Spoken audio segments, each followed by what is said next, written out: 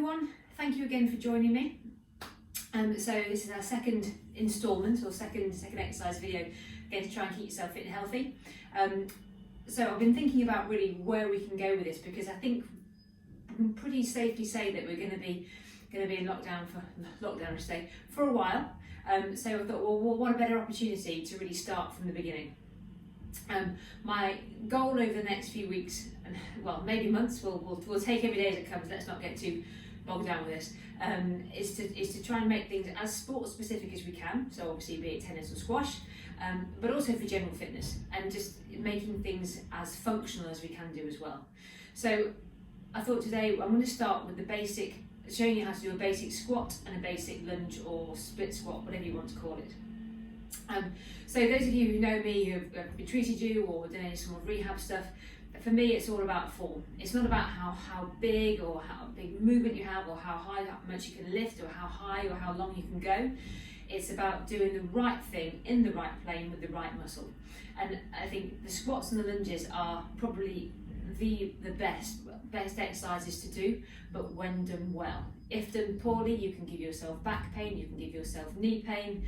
They're just those things that you see loads of people in the gym when they're going butt to floor, they've got massive weights loaded over their head. But for us, it's about a daily functional activity as well. We do it all the time. So when we sit to stand off the chair, off settees, of chairs, that's the squat position. When we go upstairs, you're kind of doing a bit of a lunge. But when you think about the sport as such, we should all be, in both tennis and squash, we should all be in that slight ready position. Yes, we should be in that ready position, on our toes and ready to pounce. Don't know if we are, but generally we should be. So again, that's a good static hold, and that's a squat in itself, and that's something we can build on and work into these exercises. So I'm going to try and teach you today the proper form of the squat, give you some modifications, because yes, they can for knee pain, for hip pain, for back pain, for stiffness. They're not the easiest exercises to do, but you can still get benefit from them by doing some slight modifications. So for that reason, we'll need a towel, if you're not quite tight in the calves, to put under your heel, a chair, back of the chair. I've got a step, but anything was fine, and potentially a dumbbell weight just to help keep us that form. But that's all stuff we'll come to in a few moments' time. We're going to start off on the floor. So if you've got a mat and a pillow, most of you will know that I'm 20 weeks pregnant, so I can't lie completely flat, so I have my nice pillow. It's very cozy, and not going to do too much on there, but we're going to start just with some activations to work with our butt and our hamstrings and quads, and then we're going to move on to a full squat and a full lunge. Again, none of this should cause you any pain.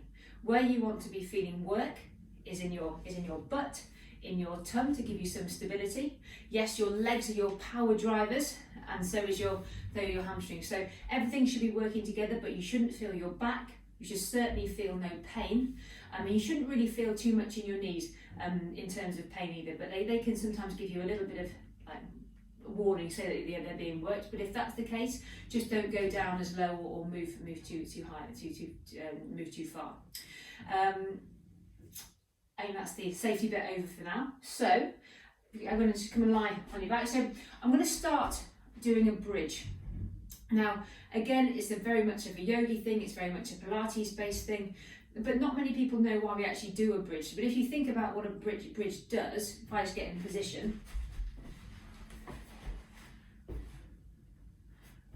So I am now obviously lying, but if I was to be in standing, I'd be in the squat position. So here, this is a brilliant position to now start and activate the right muscles to do the right job for the squat. So the concept of neutral spine, some of you may know, some of you did the seminars with me as well, we've done all this before. But I want you to just put your hands onto your hip, and please lie flat as well. This is only for my purpose, so I don't conk out on you halfway through the video. And just doing some basic little pelvic tilts. Your feet want to be hip width apart, and to find that, you simply bring your feet and knees together, turn your heels out to the side, and then bring your toes so they're straight, okay? Hands on the front of the hip, and then you want to just gently try and press your back down into the bed. Just using your tummy muscles, try and relax your bottom at this point, and then arching your back so you can get your hands underneath your back, and then dropping down, rounding off and arching again. A neutral spine is that halfway house point between the two movements. So you're then just going to find that neutral, so I'm about there. It's different for everybody. Guys, you tend to be a little less mobile than girls in this position, so you're not looking for big movement like I said at the beginning. And then from there, just to make sure you're in the right position, if you press your weight down through your feet and your heels, you'll feel that you get a good butt and inner thigh activation, okay? So that in itself is brilliant. And then once you've found neutral, you're then going to lift up, press weight through feet and heels, engage that butt and tum, and then lift up into the bridge. Again, I'm only going to go here once to show you, and then coming back down, simply because I've been told I'm not allowed to do it. But essentially, if you can lift those hips a bit higher, so I can go to about there, just lifting off to here, pelvic tilt, pressing the hips down, engaging butt, lifting off, and slowly then coming down. So that in itself is like the precursor movement to this actual squat position. And if you can do about 10 of those nice and slowly, working your tummy, working your butt mainly, this is what we're looking at. If you feel it working in your back, it simply means that you've lost that neutral position. So find neutral again, pressing down and then lifting up and holding. A few seconds and then slowly down. Okay, so that's the precursor to the squat. For a lunge, we're going to do a split leg bridge. So one leg goes a little bit further forward, it's probably about a foot length. Pelvic tilting there, and again the aim of the game for this is to keep your pelvic neutral. So you don't want to feel your hips rock, you shouldn't feel any movement there at all, keeping pelvic neutral.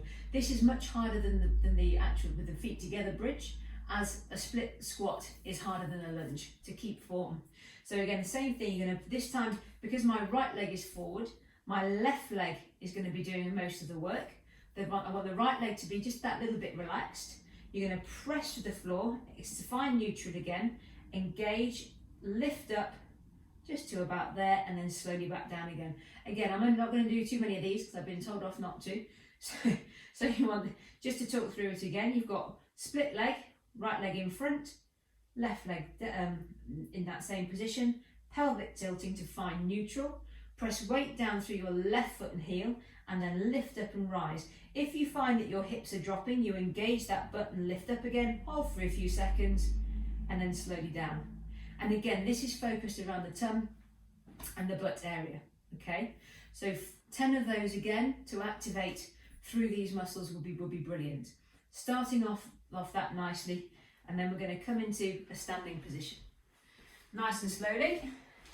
Don't give yourself a head rush, that happens to me quite regularly at the moment, okay? So we're now coming into standing. So we want to put that bridge position into the form of the squat. So rule of thumb of the squat is that your knees don't come over your ankles. So I'll stand sideways on for this one. So that when you squat forward, you don't sort of bend into it like this. That will cause you knee pain. That will simply cause you knee pain and you're kind of leaning backwards. You also want your knees to be coming over second and third toe, all right? So when you squat down, you want to keep that nice tracking, nice alignment, rather than going out the side, bow-legged, or dropping in, which girls tend to do a bit more of, guys tend to do a little bit more of that. But if you can keep that nice plane, going over second and third toe, you'll nail it, okay? Now, I was taught how to do a squat, basically, as if you're trying to lay an egg. When I thought, well, I've never tried to lay an egg, but we'll give it a shot, okay? So you want your feet and knees hip width apart again. Again, if you are like me and you've got a longer thigh bone compared to a shorter shin bone, in this position you will not be able to go very far without having to sort of stick your bum out or really just or compensate somewhere else. But the key to this, let's just try it in this position to start with. Hands can either be out in front, quite a nice position there, or they can just be down by your sides. You're going to come in here. So as if you're going to sit back into a chair or lay that egg, get the pelvic tilt on. So like we were doing in the bridge position, stick your butt back and just gently just roll your pelvis underneath you. And straight away that should kick in here, but keep your nice and tall into this frame. You don't lead through here. So many a time people come into this position and down, but if you can sit back, be nice and tall, and then push up, that is brilliant. And straight away, just by doing that little range of movement, my thighs are working, my hamstrings are working, my tummy is working, but my butt is working, okay? And that's because it's the right kind of form. Personally, I have to have a little bit of a wide leg squat because of my anatomy. So if I'm in this position, nice and tall, sitting down, butt back, I can go that a little bit further and coming through here. Okay, so it's the same thing, butt back, nice and tall, through there.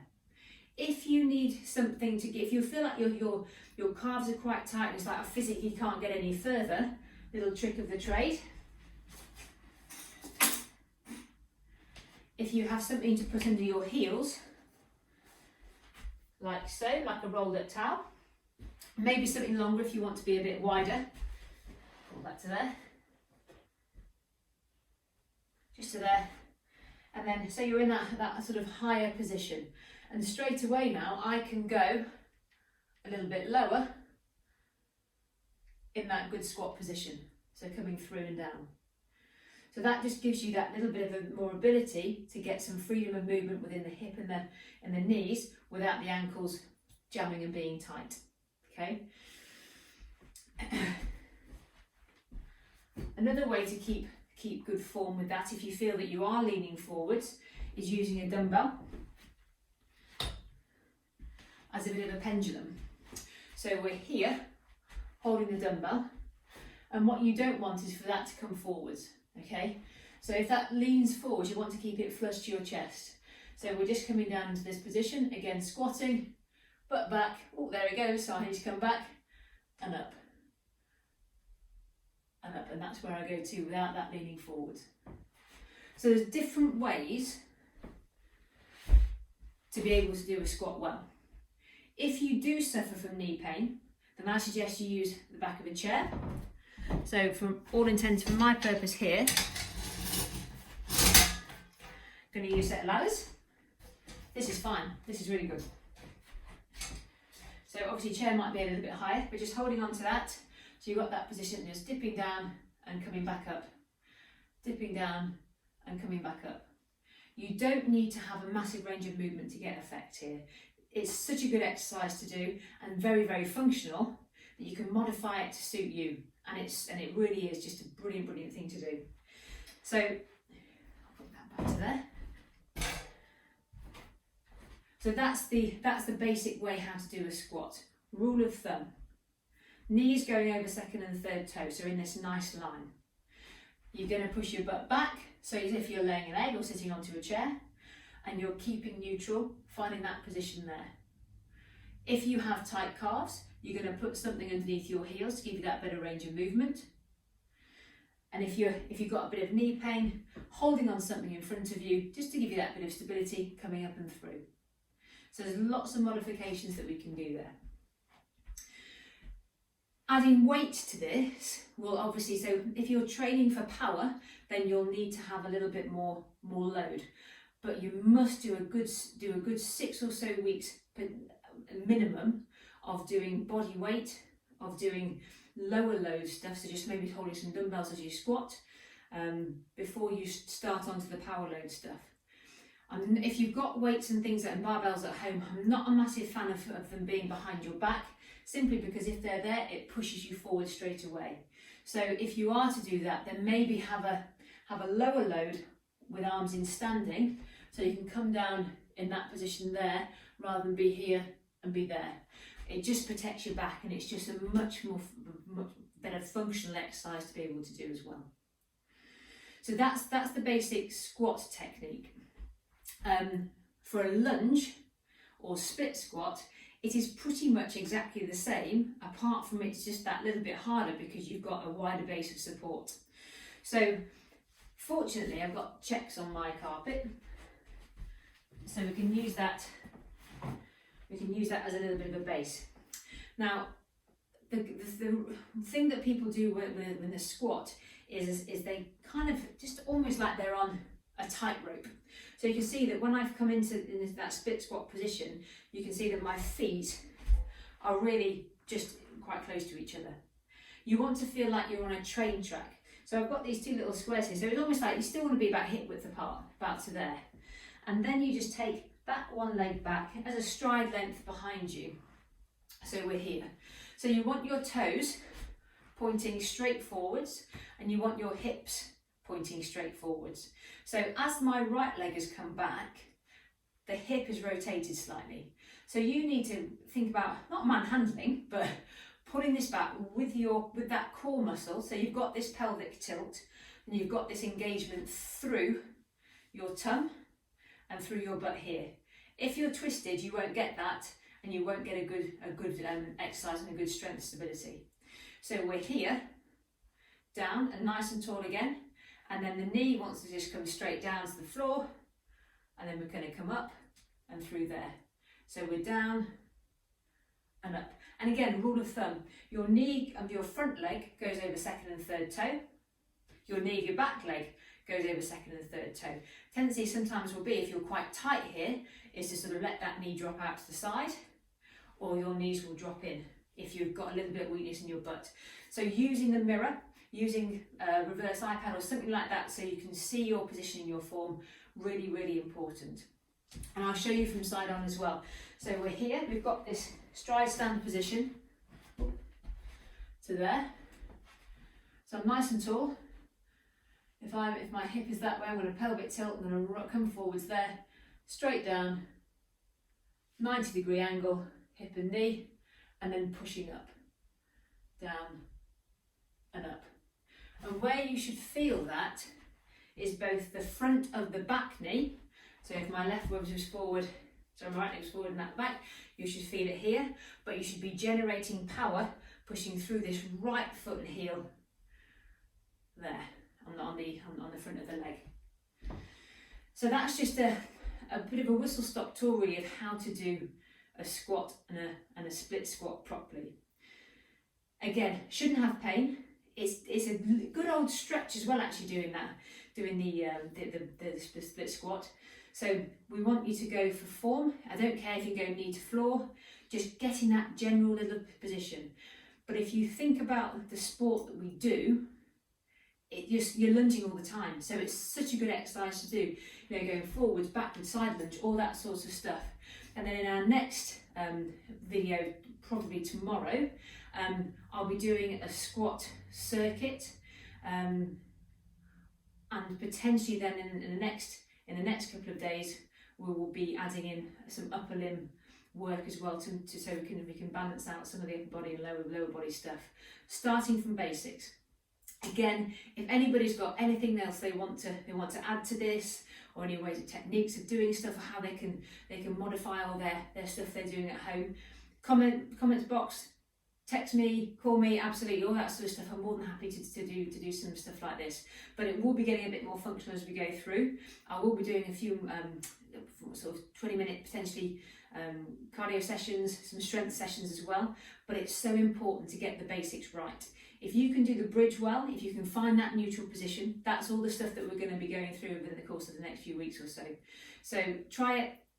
If you've got any questions, like I say, then contact me, and looking forward to see you again tomorrow. Thank you for listening. Speak to you soon. Bye.